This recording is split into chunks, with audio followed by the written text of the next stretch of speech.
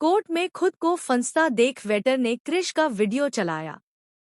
जी हां दोस्तों, सीरियल यह रिश्ता क्या कहलाता है में चल रहा है हाई वोल्टेज ड्रामा, जहां अरमान लेकर आएगा अभीरा की बेगुनाही का सबूत।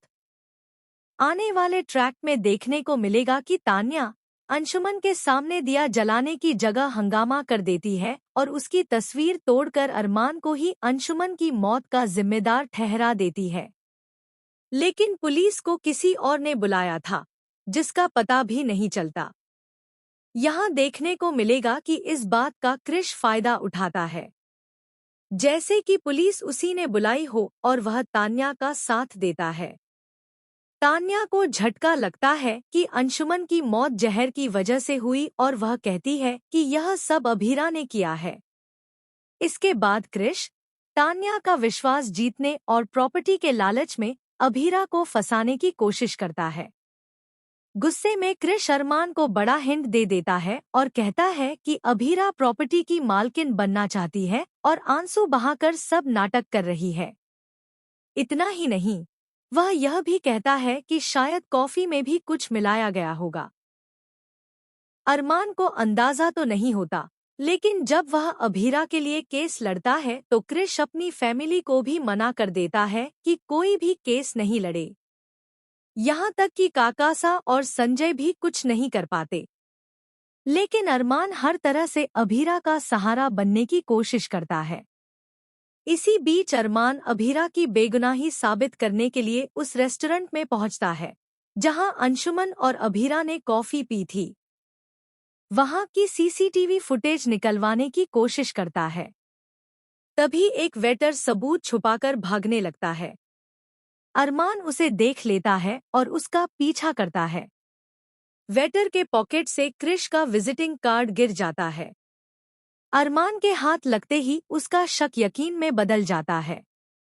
अरमान उसे पकड़ लेता है और कहता है कि अगर तुम गवाह बनोगे तो बच सकते हो, वरना सबूत तुम्हारे खिलाफ जाएगा, क्योंकि मेरे पास सीसीटीवी फुटेज है जिसमें तुम कॉफी में दूसरा पैकेट रखते हो, जो जहर का था। डर के मारे वेटर कह देता है कि वह गवाह बनेगा।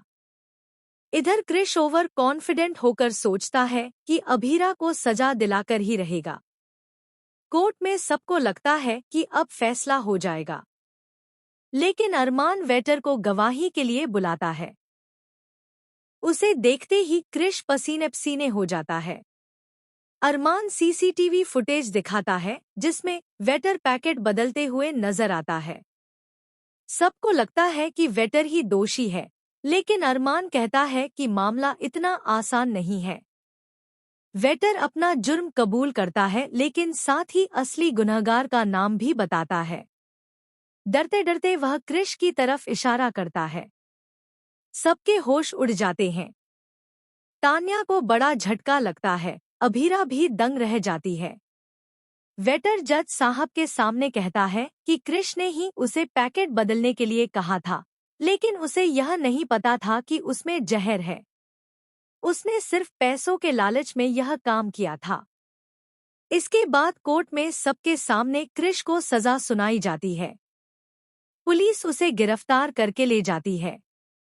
तान्या उसे जोरदार थप्पड़ मारती है। कोर्ट में अभीरा सबके सामने माफी मांगती है और जज उसे बेगुनाह करार दे देते हैं। आगे देखने को मिलेगा कि क्रिश सबके सामने गिड़गिड़ाता है, लेकिन कोई उसकी मदद नहीं करता। जाते जाते वह कहता है, इसका बदला तो मैं लेकर रहूंगा, चाहे कुछ भी हो जाए। ड्रामा अब और भी ज्यादा दिलचस्प होने